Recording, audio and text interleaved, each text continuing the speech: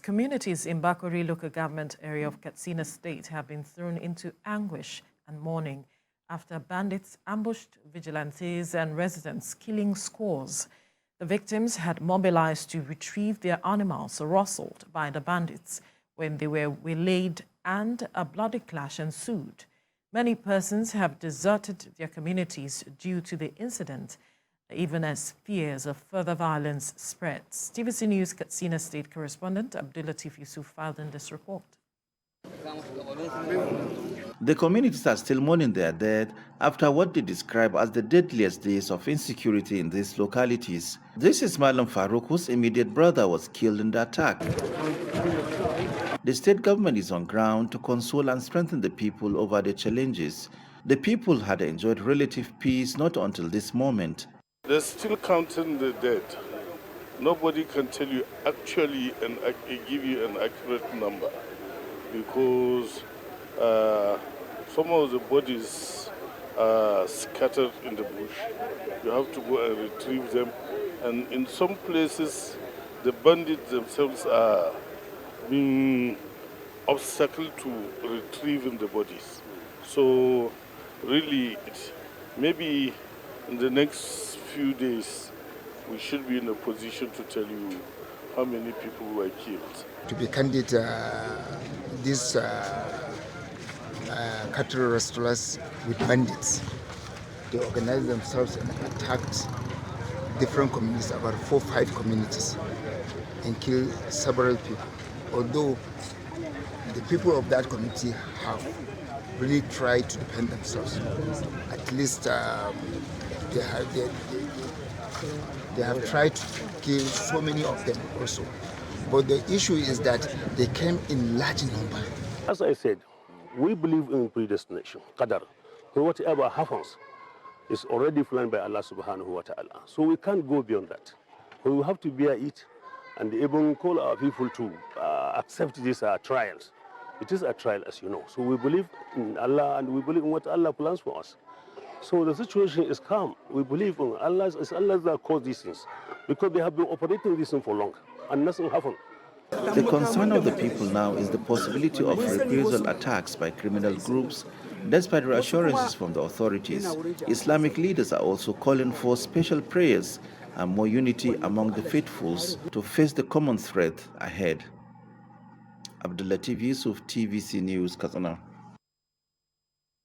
Joining us in the studio is a security expert, Roy Okideve, to talk more on this. Thank you for joining us on TVC Breakfast. Thank you. It's always a pleasure. Good morning. A really sad situation there, with over 70 persons who are said to have been victims.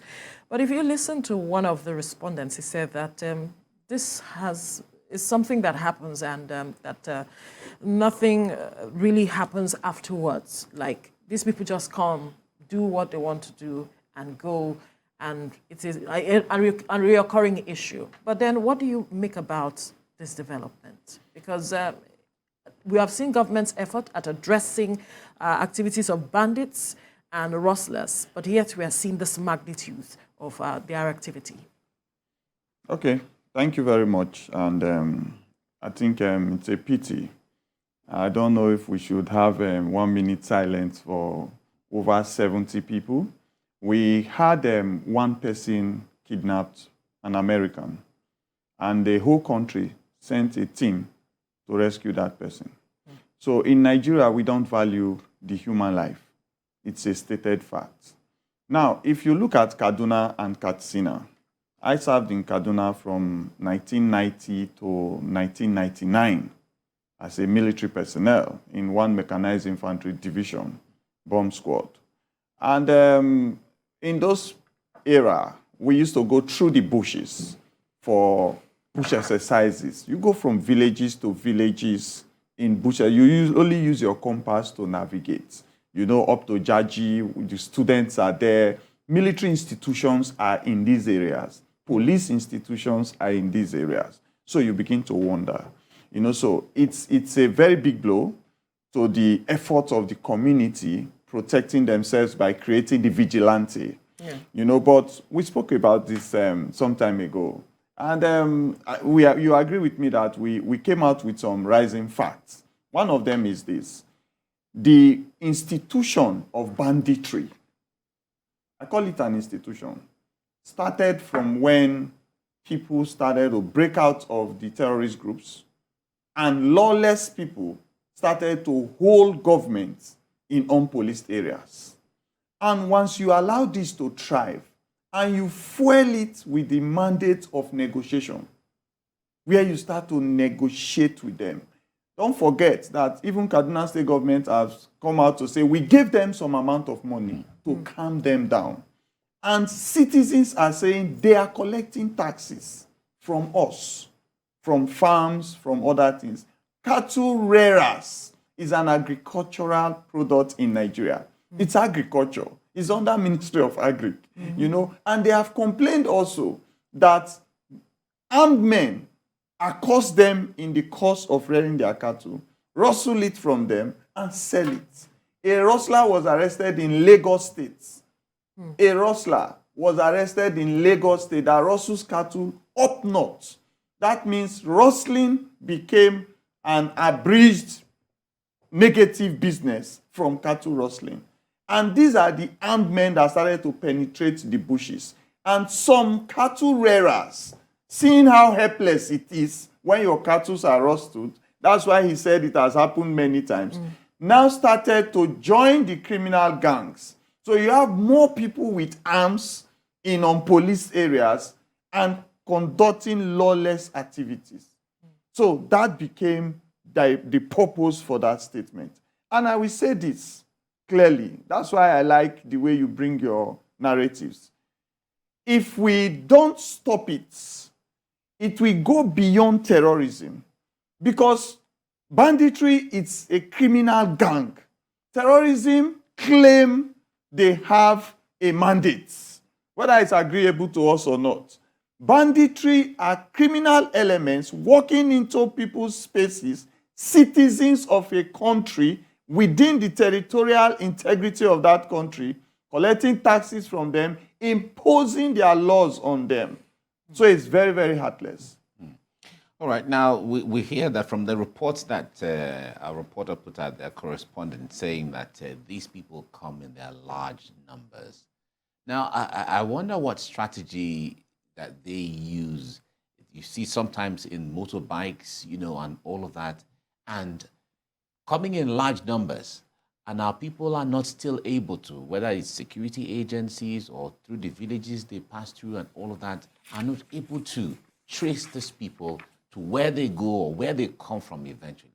I wonder what you make of that. We have a challenge in Nigeria. Okay? There is this compromise on religious grounds, tribal, ethnic grounds, political affiliations, whatever we want to coin it.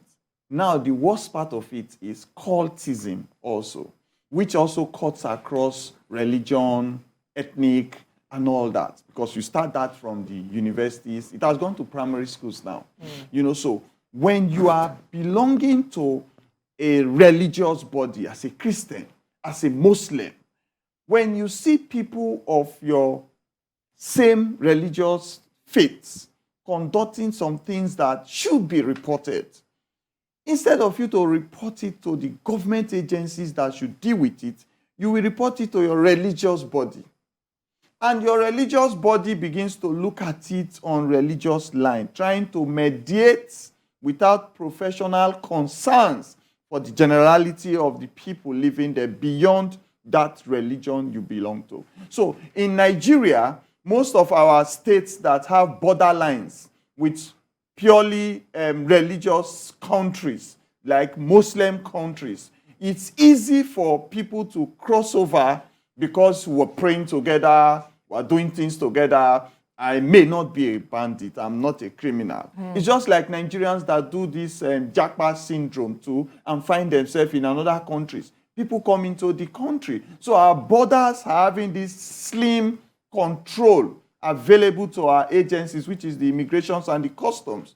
Now, when you come in and you become a criminal, you have already penetrated. Who will report it? Now, we have an advantage, which we have not taken seriously.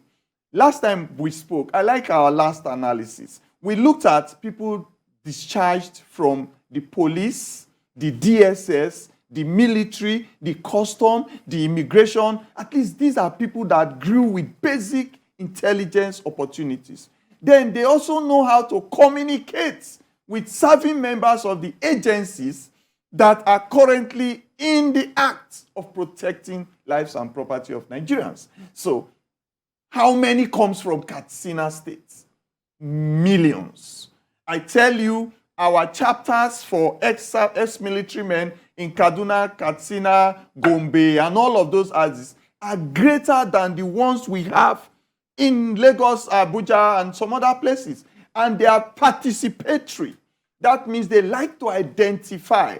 If you have this kind of community, you put them in the know, build a community relations with them, you'll be able to have information and intelligence. Then we also looked at the tradesmen that should be along the lines of travel of those criminal elements. There are hunters, there are farmers, there are tappers, there are Traders, loggers, there are fishermen, they have creeks there, they have fishermen. All of this community of people. What? We can deploy all the DSS everywhere, but we can deploy the sensitivity of the DSS in everyone everywhere, so that they will know that they can codedly communicate some tribal things that will save lives. Then if you look at reactive measures, how did you plan to react if there is incursion into Ogun State, Abuja State, Katsina State, within this catchment, from these axis? How did the nearest agency build up reaction? Do you have drones that could even fly in and just drop smoke bombs? Imagine if smoke bombs were dropped in that place. Everybody cannot see anybody. I am in my village. I know my village very well. I will be the best of the know. And now we have an advantage to disarm whoever is there. Imagine if there are helicopters that can go above normal AK-47 rifle shots and be able to do some things from above. Imagine if, beyond reaction, we have intelligence of where they cohabinate, where they hide out. Do you know that these people need to gather together? Yes. Do you know that they have camps? Yes. Do you know they have wives and children? Yes. Do you know they go to the market and come back? Yes. Do you know they even have hospitals there? Schools, Islamic schools in those bushes where they train themselves? Yes. So how come we have not been able to locate such places and use the necessary air parameters that we can raise with our Tucano and show them what we're supposed to do to them? So these are the 4 angles I've just raised right now. So how come we are not doing the needful, using all of these measures? Let me tell you why. Now, you see, one of the distractions of our opportunity to utilize, Nigeria has the strongest and intelligent human mind in the world. You just last Brexit and the US, you can see what they started doing with Nigerians, giving them strong positions. We are compromised by those things I mentioned earlier. Our ethnic affiliations. I rather see truth and say it to somebody I'm affiliated with, ethnic-wise, religious-wise, political-wise, than to say it on professional grounds. So there is this compromise when you want to begin to talk about things, especially when we are in the throes of democracy and voting activities right now. So anything you do or say may be coined towards one party delegate or one party candidate or one party manifesto.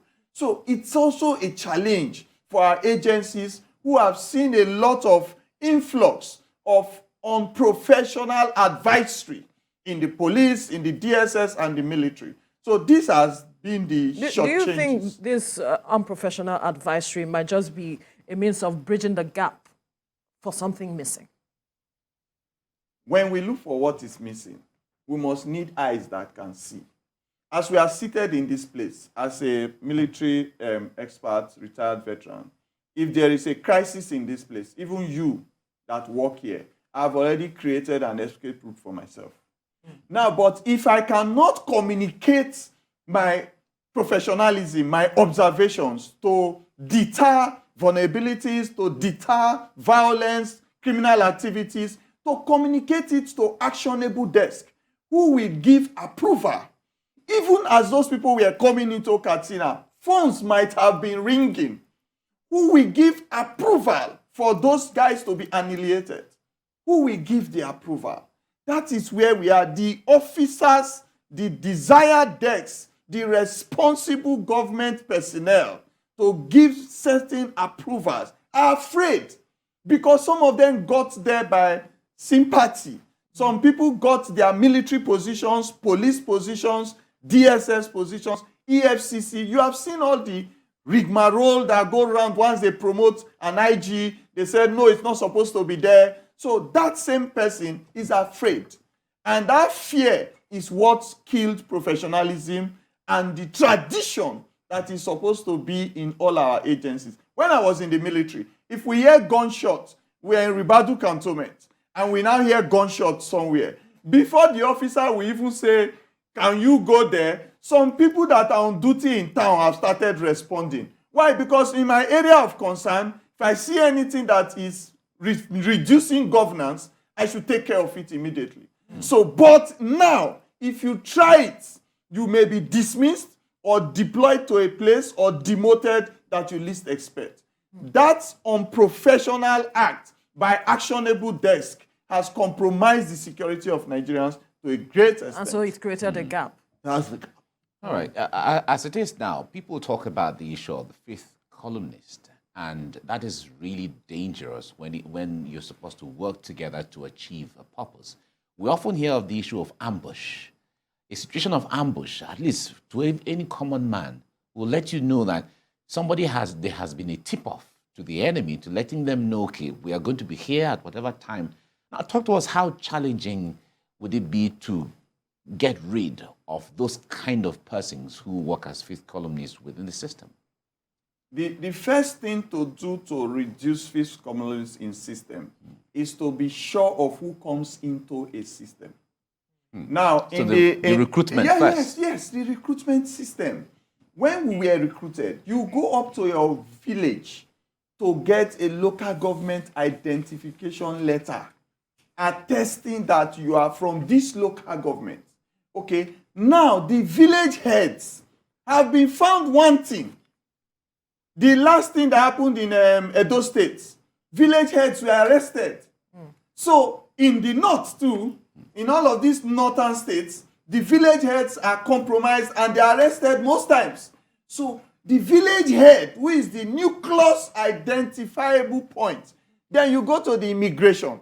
When you go to the immigration, you see that the NIN that we are talking about and some things that the immigration should say, are you a Nigerian, and this and that, has been found that non-Nigerians have more identity of being a Nigerian than Nigerians. So what is the process of simplifying and accountability of releasing IDs to people ascertaining they are Nigerians? Then they use all of that clout and get into the military, the DSS and all that as molds, planted, promoted, deployed properly to strategic positions to be able to design a counter plan for whoever is infusing most in the system. That's one. Two, those already existing. Right.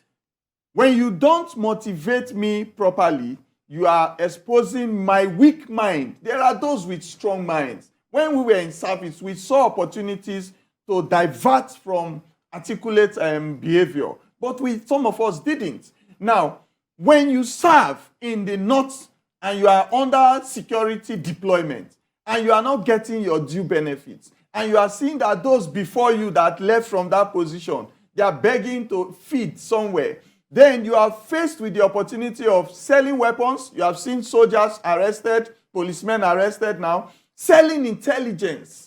You have seen where they have arrested people of... Let's use the case of Wadume. All right, quickly, because Quickly, our time is... Wadume's case, policemen were going to arrest him. They said soldiers encountered them. There was gunshots. Some people died. Wadume is still there today. Where was the compromise? The last thing I will say before I leave, its accountability and consequences is null. We have to leave it here now. So much to say with regards to this matter, but we must thank you, security expert Roy Okidebe, for your Thank you very time much. on the program. Thank you so It's always a pleasure. Thank you. Absolutely.